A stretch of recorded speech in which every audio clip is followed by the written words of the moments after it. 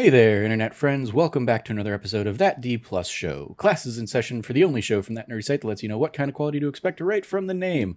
I'm your host, Trevor Starkey, and mostly each week, we dive into a different Disney Plus offering and discuss its history, how it holds up today, and our general impressions. Joining me this week, we have Cameron Abbott. How you doing, Cam? Hey, what's going on, everybody?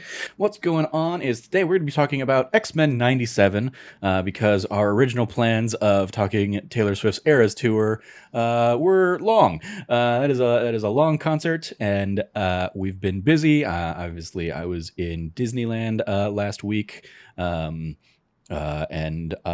You and Logan, I don't know if you actually have an excuse, but we found it easier to watch through a few episodes of X-Men 97 rather than the Taylor Swift concert.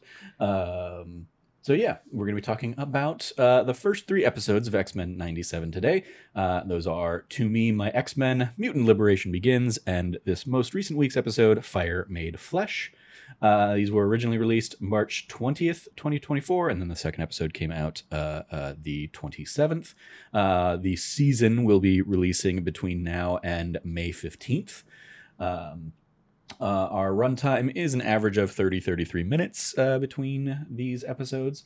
In the Marvel Studios animation timeline, we have the first season of What If had come out August through October of 2021. Then we had I Am Groot season 1, August 2022. We had season 2 of I Am Groot, all dropped September 2023. What If season 2, which we've done an episode on, dropped December of 2023. And X-Men 97 here, March through May of 2024. And then up next on the animated Marvel Studios slate, TBD dates for Your Friendly Neighborhood Spider-Man, Marvel Zombies, and Eyes of Wakanda, which are all currently slated TBD 2024. Some of those may get pushed, though. And then there's also eventually going to be a season 3 of What If, which they've already even released like a clip and scenes from and stuff. So, yeah. So our roll call here. Our director for these three episodes, for the first episode, we have Jake Castorena doing To Me, My X-Men. He's directed on a number of DC animated stuff going back to 2015, including Batman Unlimited, Justice League Action, The Death of Superman, Reign of Superman, The Death of Superman, and The Reign of the Supermen. And then also he did Batman vs. Teenage Mutant Ninja Turtles, because why not? Chase Conley directed the second episode, Mutant Liberation Begins. Some projects that he'd worked on are Goal and the Insatiable, Axe Cop, Major Lazer, and Kip and the Age of the Wonder Beasts. And it's definitely at this point going through this doc where I was like, there's just like whole generations of cartoons I am so completely out of the loop on. None of those were names I recognize, but I imagine they're like Saturday morning cartoons or Nickelodeon cartoons or Disney cartoons or not Adult Swim, whatever the not Adult Swim version is. What is that? Cartoon Network. That's what I'm thinking. Any number of those other things. Well, Axe Cop was like was part of the Sunday animation block for Fox. Axe Cop is based off of a web comic made by a cartoonist who would basically draw whatever his little brother narrated. His like 2-3-year-old brother would narrate. And so everything's based off of like his little brother's narration. So it's like absolutely insane, ridiculous stuff, but it's drawn in such seriousness. Because there's Axe Cop and then there's Flute Cop, because he has a recorder flute. Okay. But yeah, there's a whole lot of things. Also, Flute Cop gets bitten by a dinosaur and becomes like a were-dinosaur. And then it turns out that Axe Cop and Dinosaur Cop were actually long-lost brothers. Sure. Yeah. Then our director of our third episode, Emi Yonemura, she directed Fire Made Flesh. She directed, among other things, a few episodes of Genlock, the Rooster Teeth Rest in Peace animated series. Our writers for all three episodes, Bo DeMaio worked on them. Other things he's previously worked on include the Netflix The Witcher, Moon Knight, and Star Trek Strange New Worlds. And then for the third episode here, Fire Made Flesh, that was also co-written by Charlie Feldman. She has worked on some of her earliest credits are A Couple Honest Trailers. Nice. She also worked on Teen Titans Go, Fraggle Rock Back to the Rock, the HBO Max series that took us back to Fraggle Rock. Harriet the Spy. Actually, I think it may have been Apple Plus that did Fraggle Rock. It was Apple Plus. Yeah. Anyway, she did some episodes of the Harriet the Spy animated series, as well as Young Jedi Adventures on Disney Plus. Our cast of characters here, we have starring as Cyclops, Ray Chase, who took over the role from Norm Spencer, who did the original Cyclops in the original X-Men animated series. Ray Chase has done a ton of anime and gaming work, probably most notably, he was Noctis in Final Fantasy XV. Jennifer Hale is Jean Grey in the series, taking over from Catherine Disher. She's, of course, done a ton of gaming and animation stuff as well, most notably maybe Fem Shep from the Mass Effect trilogy. Allison Seeley Smith as Storm, one of the original X-Men animated series cast, with many, many other assorted credits over the years, going back to 1991. Admittedly, though, X-Men animated series was the one that jumped out to me. Cal Dodd returning as Wolverine, also from the original X-Men animated series cast, and also tons of assorted other credits going back to 1984. Lenore Zan as Rogue, another returning cast member, with credits going back to 1979. Matthew Watterson as Magneto, taking over the role from David Hemblin of the original X-Men cast. He's got assorted VO credits, including recently Starfield, Diablo 4, and Hogwarts Legacy. George Buza is Beast, another returning cast member from the original show, with assorted credits going back to 1985, including Ewoks. He's also in the live-action Maniac Mansion show, as well as The Adventures of Sinbad. He also did a cameo in the original X-Men movie in 2000 as the trucker who gives Rogue a ride. So it's a little fun tie-in slash cameo to the animated series. J.P. Karliak as Morph, taking over the role from Rob Rubin of the original X-Men animated series cast. He has many other assorted roles going back to 2001, including his most notable probably being Boss Baby in the titular Boss Baby series, the animated series, not the films, of course, that are Alec Baldwin. AJ Locascio as Gambit, taking over the role which in the original series was split. Chris Potter started as Gambit and then I believe was taken over by Tony Daniels in later years. AJ Locascio has credits going back to 2007, including Marty McFly in the Telltale Back to the Future game, which was basically like one of the last games Telltale made before The Walking Dead. And they blew up. And the first game I played of theirs, because I was a big Back to the Future fan, so I played that. Any good? Yeah, I enjoyed it. It's effectively, I mean, script-wise, it is effectively Back to the Future 4. Sick. Like Okay. it takes place after the events of Back to the Future 3, features actual cameos from Christopher Lloyd, and I'm pretty sure Michael J. Fox pops in and is like old Marty or something at one point. Nice. But yeah, AJ Locascio was a great like sound-alike for young Marty McFly in that. And then in more recent years, he has been Han Solo in a lot of the recent Lego Star Wars stuff, including Lego Star Wars Skywalker Saga, as well as the various Lego animated things that we've done that D Plus shows on. Isaac Robinson Smith plays Bishop, taking over the role from Philip Aiken of the original cast. Has credits going back to 2014, including he's assorted voices in the Final Fantasy VII Remake and Rebirth games.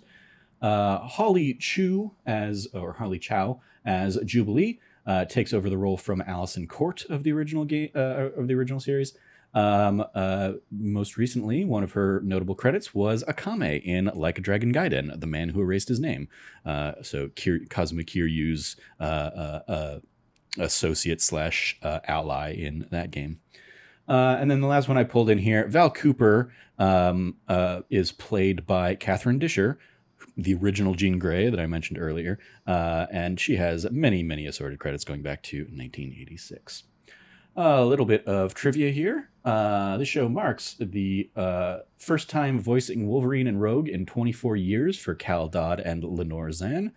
And George Buza, Alison Seeley Smith, and Adrian Hoff's first time voicing Beaststorm and Nightcrawler, even though we've not actually seen Nightcrawler in the series yet, in 23 years since Marvel vs. Capcom 2, New Age of Heroes. Marvel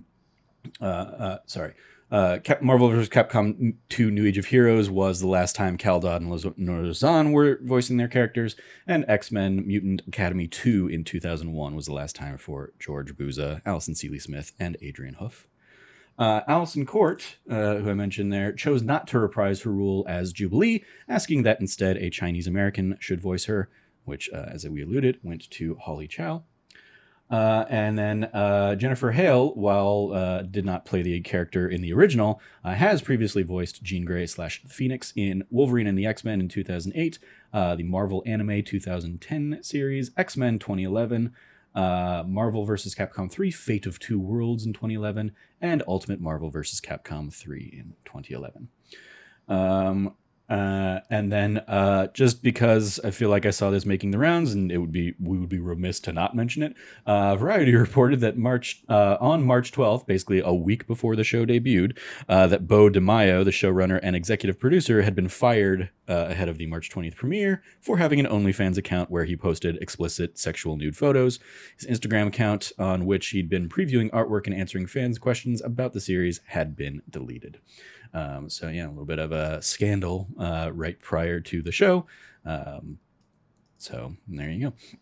Cam, because he had the showrunner had an OnlyFans account that was an issue. Yep. Oh, all right. Well, yeah, I mean, it's Disney. It's it's Disney, and B, it's a kids show. So you don't necessarily want that being the thing that comes up in searches, I imagine. And I'm sure, as most companies that size do, I'm sure they have some sort of like quote unquote decency clauses or whatever that basically say, hey, you can't have that kind of stuff while you're working with us. That sucks. Yeah. We're a pro sexer worker kind of group here at That Nerdy Sites. Absolutely. But I get like that Disney's not necessarily. So Cam, before we hop into these episodes in general, I just want to get your quick thoughts on like what's your relationship with the original X-Men animated series. Did you have expectations kind of going into this one? Gosh, I had to have been like 4 or 5 years old, and I was running around with my sister's like hair picks in between my fingers, pretending they were Wolverine claws. I was obsessed with X-Men as a kid. Like, to ask me which I loved more, X-Men or Batman, literally would have like torn my young heart in two. I absolutely adored the X-Men. I loved that it felt like there was like a mutant for everybody. There's like everybody could have like a different favorite mutant, and everybody was valid for that. Like I had one of my best friends growing up, Josh, he was super into Nightcrawler and was very much into like that outcast kind of like, demon sort of character that Nightcrawler was. Mm-hmm. I really loved Wolverine, of course. And Gambit was a big one. My older brother really liked Gambit because he got to make out with Rogue, or wasn't allowed to, so to speak, I guess. But like was the romantic love interest of that. It was really, really big growing up, to the point where like it dominated a lot of my mindscape. When the show was on, would watch it all the time. Would watch it into syndication going into like the late 90s.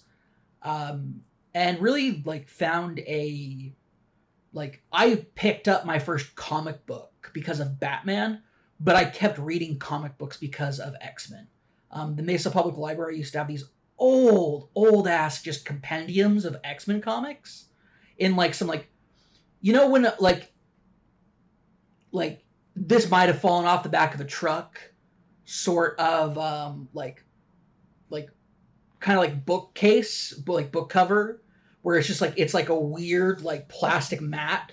I'm guessing it wasn't that so much as they were probably just very well worn.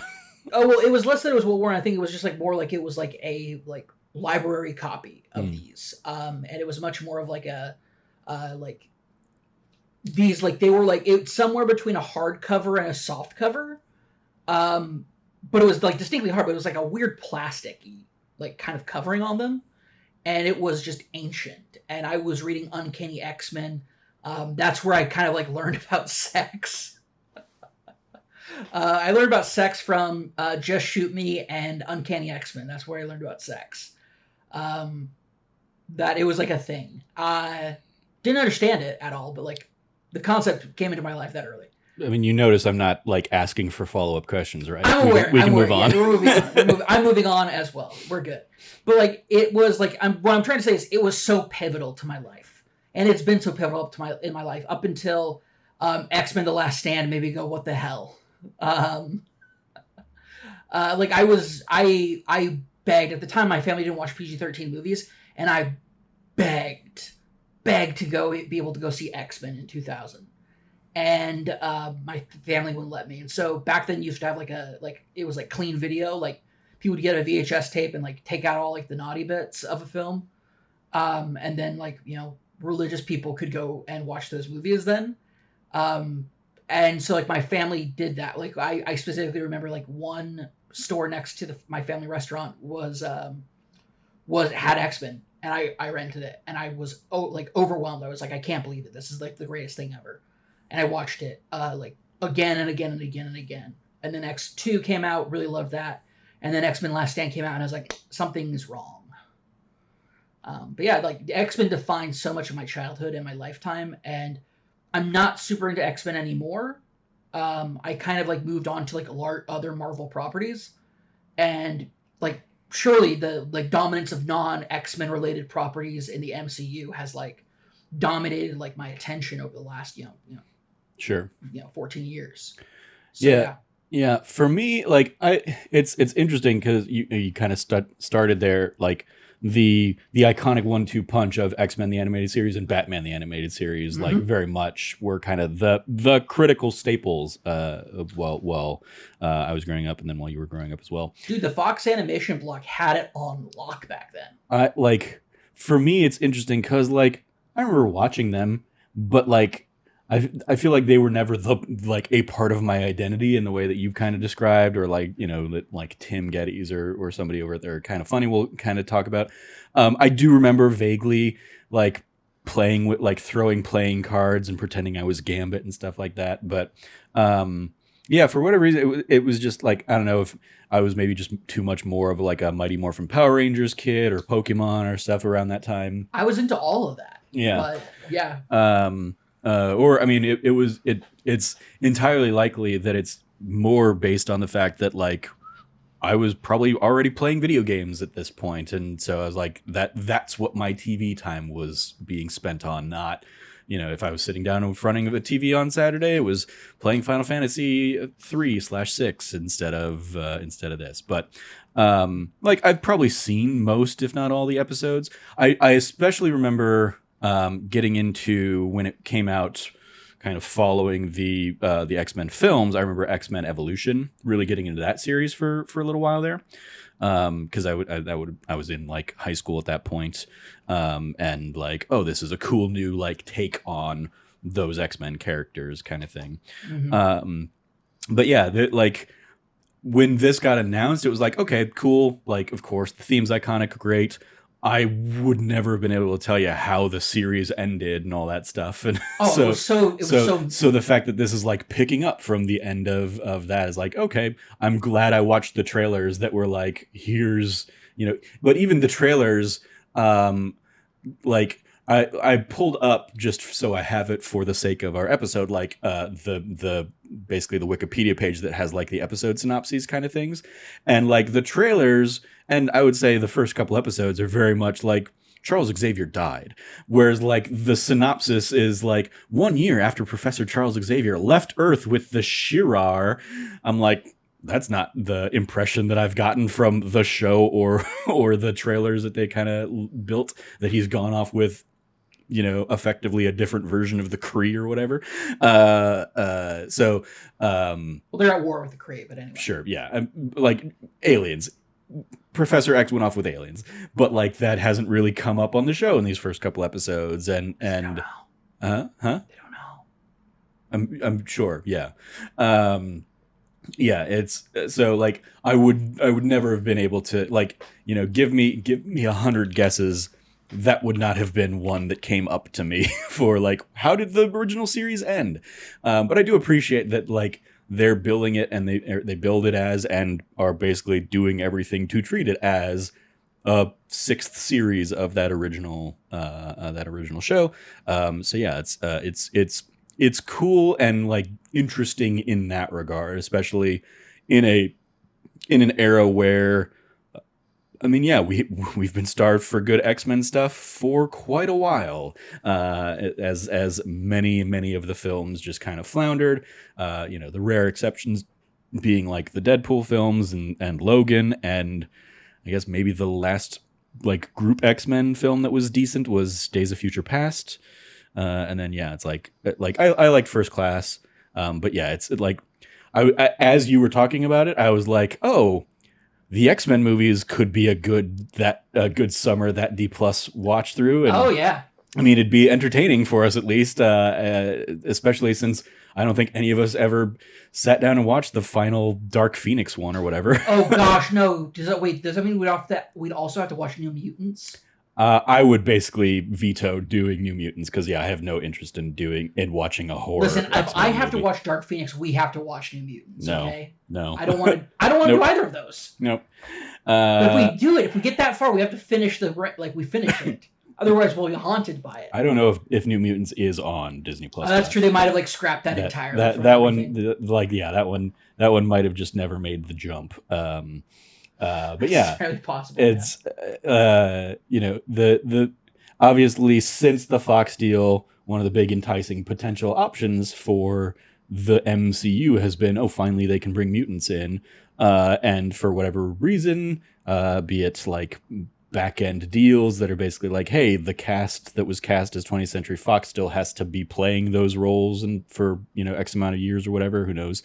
But we're finally gonna get some. We've gotten the teases here and there. We've gotten Professor X to show up, and Miss Marvel is now seemingly confirmed as a mutant, and obviously most recently in the Marvels we had Beast and Binary show up.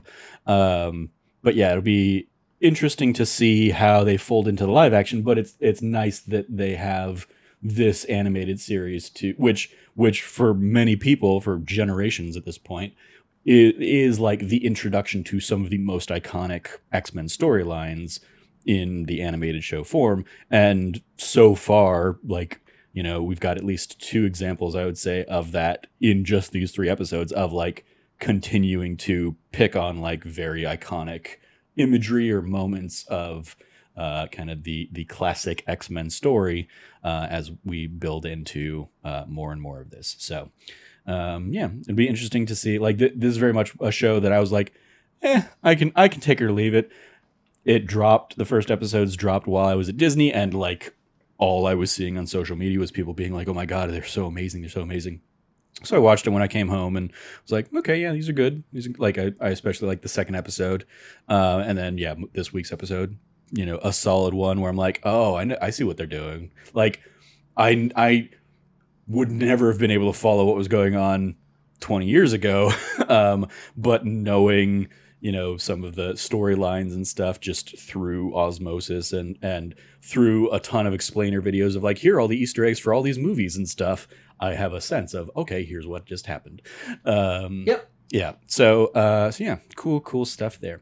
So yeah, let's dive into these 3 episodes. Cameron, what did you think of these episodes, and how do they kind of stack up against what you were hoping for or what you were expecting?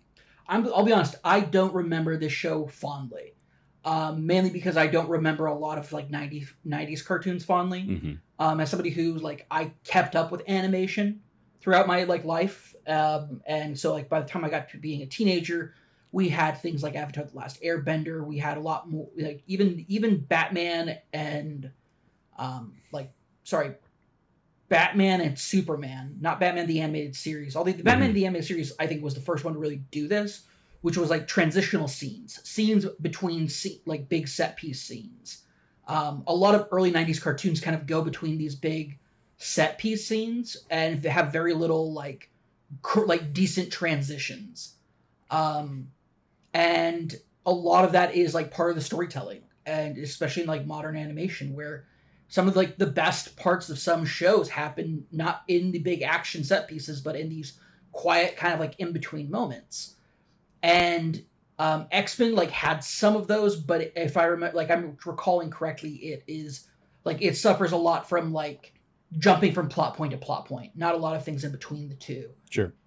Which made sense. It was animation at the time. Animation continues to be expensive. These were being cranked out, 20 episode seasons and all that stuff, or some like 60 episode seasons in some cases that were then, split out and broken out and all that stuff. Yeah. So like it makes sense that it worked that way. But so I was not excited for this so much, but people were like, no, this is genuinely good. And I went back and it's like, okay, it successfully captures the feeling and nostalgia that I have for that old show, but gives it that update that it needs. It gives it that kind of like modern polish that a show like this needs, because otherwise it is very melodramatic. It is very like chewing on the scenery, especially Cyclops, who so much respect for Ray Chase, because he is taking over like what is a very like Cyclops is the white man who's the leader. A very like generic kind of voice, and his dramatic moments are required to be like, no, but Ray Chase brings depth to it in some way, and it's like that's great. I'm really glad to see that some of the old. It's also like the role is always difficult in live action and in animation because his eyes, which are an incredibly expressive and emotive piece, are hidden for the most part. So, I think they've done an amazing job of animating his forehead, sure. Which is a weird thing to say, but the creases that they use for Cyclops' forehead to give him expressive, like emotive aspects to his character, do a lot, especially in this last episode. This last episode, there's a lot of like forehead creases, like his like. They also play. I like that there are shots where we can see his eyes through his visor. Yes, those are awesome. Which like with the increase of animation ability, like we can do that now. Whereas back then it just had like you couldn't throw that level of like subtle detail in 4:3 aspect ratio and 480p or whatever it was. Yeah. Oh, if you were lucky, it was 480p. Yeah. Like that was high definition back in the day, man. Yeah. We were lucky if we were getting like what 180. It was bad. But yeah, no, I think that they've done an amazing job. I was not sure how I felt about like Cal Daub returning, because it's such gruff. But this last episode turned me around. The soft moments with Jean in the bed and everything, and that like very tender moment between the two of them. I'm like, okay, I was wrong. Cal Daub returning, great decision. Like I think there's a lot of like great decisions on returning. I love the new cast. I love the old cast that they have. And I love that it's just like it's picking up. It's picking up. This is still like 1997. It's the sci-fi 1997 from the cartoon show, but like TVs are the same like they were back then. A lot of like the stuff that is like normal life is still being maintained, which I love. I just was blown away by like how well they nailed this. And how it brought me back to like I'm not gonna be running around the house anytime soon with like little things in between my fingers going bub, pretending to smoke like cigars and stuff. But it's good. I really enjoy it. Yeah, it has me eyeing. They recently did a little X-Men jet Lego set. I'm like, yeah, I should probably pick that up. Dude, that's sick. Yeah. The X-Jet? Yep. So and like I think it has like Cyclops and Wolverine and Storm and stuff. So yeah, good little cast of characters for it. I'm enjoying it. I think the first episode is probably the weakest of the three for me. Yeah. But even that has like really cool action in it. I think that's like the first episode is like the action set piece of let's do these big crazy Sentinel fights and kind of like close the loop on that, story from 20 years ago. And then, but it really picks up when we get into the second episode. I mean, I guess the end of the first episode having that fun reveal of Charles Xavier leaving everything to Magneto. So Magneto's there to take on the X-Men and basically try to be the good guy about it. Like at least so far, like they do such a great job in the first episode, though, of at the very end of it, of like setting up like he has like an evil look on his face. He's like, and it's all mine. And the next episode, it's like, I'm going to do right by Charles. Yeah, kind of thing. By Charles, my friend. And it's like perfect. Yeah, so good. Yeah, so good. And I love in particular like the obvious, the very, very obvious, but like, because that's what sometimes these people need, is the very clear analogs to like the January 6th insurrection and like, hey, yeah, you guys are the bad guys. Like you are the bad people. You're going around and persecuting these people who are just trying to live their lives and all. Yeah. Yep. I love that it's not like pulling punches in that regard. And yeah, we get kind of the classic beat of, one of the X-Men losing their powers. They've been, this depowering ray hits Storm. After she jumps in front of it to save Magneto. Yep. I have to say, Executioner, like rad. Rad looking outfit, costume wise, like good villain. Yeah. Racist piece of shit. Great villain. Yep.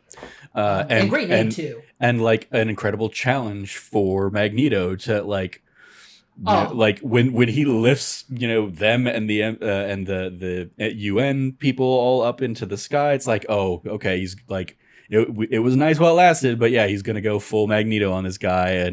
And like he has that beautiful monologue and basically like refrains him from exercising, what he probably really wants to do with that guy. Yeah, I love it because like he's like, oh, he's lifting him up in the air, and it's just like, look what I can do. But instead, it's like I look down and I see all the people, and we're just all trying to live our lives. Charles was right. My friend Charles cries a single tear, and it's like, oh man, I can't wait for him to find out Charles isn't dead. Yeah, it's gonna be great. Yeah. And then we have that episode ending with the like what with Jean Grey showing up at their door kind of thing. So as everybody's come to terms. Okay, Jean and Scott, who have been saying like we want to leave, we want to go have our kid, but we can't leave the X-Men in the hands of Magneto. Okay, Magneto's going to do right by this. Okay, maybe we can retire and walk away. And then Jean shows up. What? By the way, this is straight from like ripped from the comic books. Yeah. And I freaking love it. Yeah. It's so good. The whole Madeline Pryor thing, which like if anybody out there is like, hey, that ending scene was kind of weird. It's like, it was really weird in the comic books too. Yeah. It was super weird. I'm just gonna come up with a brand new name. Pretty much any especially Marvel clone superhero thing is always weird. I'm also gonna put it out there. Marvel X-Men did cloning better than any other cloning saga stuff in the 90s. Holy shit, it's bad. Cloning's bad. Just don't do cloning. Yeah. But I mean, they make it work. It was all the rage. This was, after the era of Dolly. Dolly, yeah. This would have been, let's see, I remember Dolly being a big thing like when I was in middle school. So it would be like, it'd be 97, 98. So yeah, this was like the time of cloning being the big thing. I mean, what was it, 92 when we finally like finished mapping the human genome? Like it was like, this was like cutting edge science. It's so crazy that like X-Men pops up again and it's like at such a like big pop culture moment for the idea of genetics and cloning and mutants, like the next stage of evolution of humanity. This is also when like evolution's gotten like a national support, and it's like across the board. It's standardized education at this point. Like there's a lot of like progress that's been made as far as like genetics and stuff. And then you have like, I feel like there will always be parallels, and there will always be comparisons, and there will always be X-Men is such a great, even though it was never like, it was done and inspired by things like civil rights, but it wasn't directly like meant to always reflect that. Stan Lee's letters in comic book issues says like he's inspired by a lot of these figures like Malcolm X and Martin Luther King, as far as like the idea of like, is a person right by what they're like with their methodologies. but he always meant for it to still be comic books. And of course, over the years, other authors have taken over and made like great parallels throughout. Like, and I feel like X-Men will always, I think, stand the test of time of being like the story of the persecuted in a way that makes everybody be able to kind of like see themselves in the X-Men. Because X-Men isn't defined by, like, it's not defined by any of these things. It's defined by your genetics, the very foundation of who you are as a person. And when you think about that and you like apply that analogy, you apply that allegory, I think it is one of those like kind of like eternal allegories in a way. And so like, yeah, for me, that's like, so Magneto like being like, you know, making this turn, being like, we will coexist for my friend Charles. He's going to get Genosha brought into the UN. Yep, Genosha's been brought into the UN. Like, it's like never in my life did I think this would ever happen. It's like, ready to go. We're ready to hand off. And just like the comic books, wham, bam, bam. Like, wham, bam, boom. Right out of nowhere, it's Jean Grey. Which one's the real Jean? Yeah. Solve it in 5 minutes. Thank you, Beast. Yeah. A couple of things. One, I want to use shout gamma out rays in our living room. Yeah.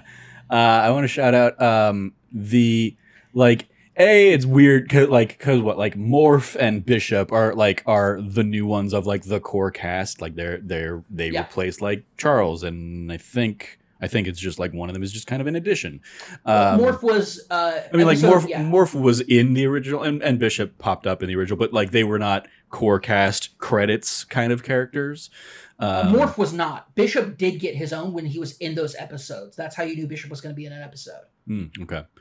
So Bishop had his own. In all of the comparison side by sides I've seen, he's only been in the modern ones. I could be wrong. I am trying to remember from literally 23 years ago. Sure. But yeah, 27 years ago. God, oh my God, I like the way that Morph is used as like the Easter egg cameo for a whole bunch of other X-Men and stuff, and like seeing Psylocke and Blob and, you know, all the like him coming in as Charles and just being a dick. Fucking love Morph. Yeah. He's great. So yeah, shout out to those little bits and moments. Also, obviously at the end of that second episode, you have the birth of Nathan to Scott and quote unquote Jean. And the moment new like OG Jean pops up, I'm like, oh my God, they're doing it. Yeah. And then they basically just burn through the origin of Cable in the next episode. Don't need to spend any more time on it. Yeah, we're good. He's gonna show up probably in like 2 episodes as like Cable. Believe it. Better fucking believe it, you will. Yeah. This is the greatness. They are speed running like storylines and stuff. Listen, in here. There's not a lot of storylines not to burn through. Like, you sure? Yeah. Like, this is not. It's just interesting because like these, it feels like these would have been like 2 or 3 episodes worth of stuff, and it'd be like a 2 or 3 parter in the OG series. And here it's like, okay, we're gonna hit all the beats. Yeah, Beast is gonna solve this and figure out that their gene, it has been the clone for some time, and this is the actual right age gene, and that you know, of course, sends gene, quote unquote Jean, spiraling into the arms of Mr. Sinister. She becomes the Goblin Queen. We get big old Labyrinth vibes of so good. Her taking the kid, her whole Jareth vibes. Yeah, the whole Jareth like Goblin King like thing. It's like fucking perfection. Mm-hmm. So fucking good.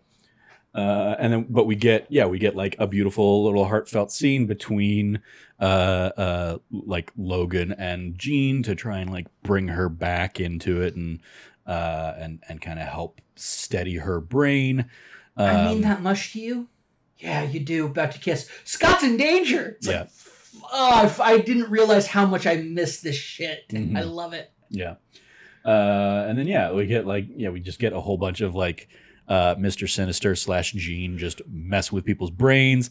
Shout out to the like the running thing of Rogue and Magneto. Yep. And Morph really laying it on thick for Gambit in that 3rd episode of like, wow, looks like they have the danger room. Oh, and again tomorrow. And oh yeah, they're just Rogue's just really working on her stamina, isn't she? And Gambit like, they don't say that, Cherie. Like whatever his Cajun blah blah blah. Yeah, is. he goes, I'm gonna go check on Rogue. Yeah. Also, shout out to them like confirming borderline canonically that yes, Morph is gay for Wolverine. Oh, okay. That shower scene sure. is so gay. I fucking loved it. All right. But yeah, then we get the real Jean kind of comes through, convinces Goblin Queen Jean to be good. They save Nathan, but Nathan's been infected by this virus, technovirus that they're gonna have to send him away to the future with Bishop for a cure. And so yeah, there we go. Yep. Send our baby might live in the apocalyptic future. Mm-hmm. That's his only chance for survival. Fucking love comic books. Mm-hmm. So fucking good. Yeah. And by the way, when we see Cable, he will be like 1.5 times his own father's age. Sure. Yeah. Yeah. Of course. Cable will show up as a grizzled 45-year-old man. Mm-hmm. And I can't fucking wait. I fucking love it. And then Clone Jean leaves very quickly. Is like, I'm call me Madeline Pryor. All right, sure, yep, that's your name. Okay. Is this like Ben? Is this like I was gonna say you should go hang out with this guy named Ben Reilly somewhere in Manhattan. Here's the thing: Madeline Pryor makes zero sense. Ben Reilly is like Uncle Ben, and then Riley is Aunt May's maiden name.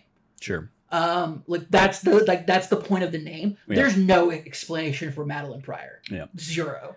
But then we also get a nice little kind of coda / setup for the future of Storm and Forge meeting in a bar in Texas. Let's get you your powers back. It's only been gone for an episode. Yeah, exactly. Again, we're burning through this. We're plowing through storyline stuff. We gotta get Storm back into the X-Men. She controls the weather. She's in the opening credits. Like, we can't keep her away for too long. As the alert stated, Omega level mutant detected. Yeah. She is Storm. She is an Omega level mutant. Yeah. Her, Jean Grey, they're the two Omegas. Shout out just other moments to shout out to the the ship being blown out of the sky and everybody like kind of saving one another in that first episode, and Scott just concussive blasting down to the ground and doing the superhero landing thing. So fucking cool. And to me, my X-Men kind of moment. Like tell him the weather forecast or whatever. To give him the forecast. Yeah, give him the forecast to summon Storm. Shout out to the not joke. Oh no, I guess I'll have to give up. Not or whatever. Yeah, straight from the 90s. Yep. You love to see it, man. Yeah, indeed. I'm definitely having more fun with it than I was anticipating. And of course, it's great having that OG theme back and just like rocking out to it. When you booted up the episode, I was like, yeah, I'm gonna go ahead and listen to that, and then I'm gonna go ahead and do whatever I'm gonna do. Through the door. Any other beats or moments or anything you want to give a shout out to? I do want to give a shout out to another show called X-Men Evolution. Disney, hear me out. Give me another season of that. I want it, please. Yeah. Thank you. Like, X-Men there are stages of my life that X-Men like defined, which is a weird way to think about my life. But there's like X-Men the animated series, then there's X-Men Evolution of me like wanting to be a teenager when I'm too young to be a teenager. X-Men Evolution filled that slot because it's the X-Men, but they're in high school. Yeah. Which had some like really like looking back, really bad episodes, but I loved them. Yeah. I remember a while back, it's probably like early in the like, oh, I've got Hulu. Oh, X-Men Evolution is on Hulu, and like I went back and like rewatched like the first season or so of that, and I was like, this doesn't like not. It could certainly be worse in terms of how it holds up. Introduced my favorite version of Forge though. Okay. Which was Forge invented something that got him caught between dimensions, and Nightcrawler, when they're trying to explore his abilities, find out that the dimension that Forge got caught in is the dimension that Nightcrawler goes through when he teleports.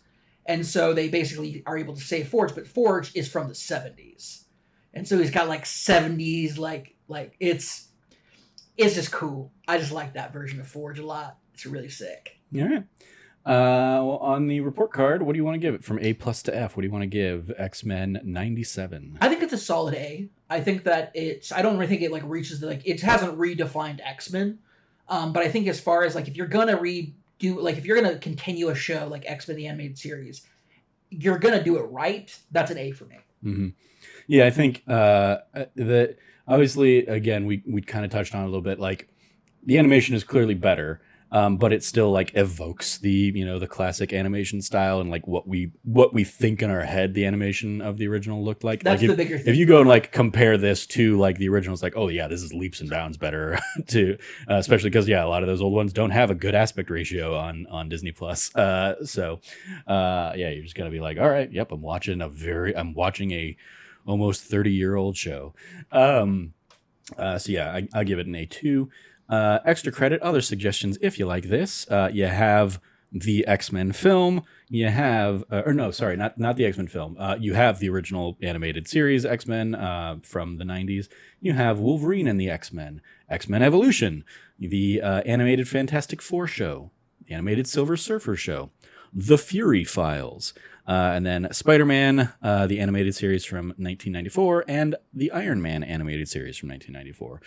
Again, in that like era of, oh, these characters cross over into these other shows. That was another cool thing I remember of this era. And like the Batman ones did it too with like the Batman and Superman and Justice League stuff. But like I remember that cool bit of like, oh, X-Men showing up in Spider-Man and Spider-Man showing up in the X-Men animated series and Iron Man and just that like crossover and stuff and just being like, oh, that's really cool. Like this is a bigger universe that they, play around with.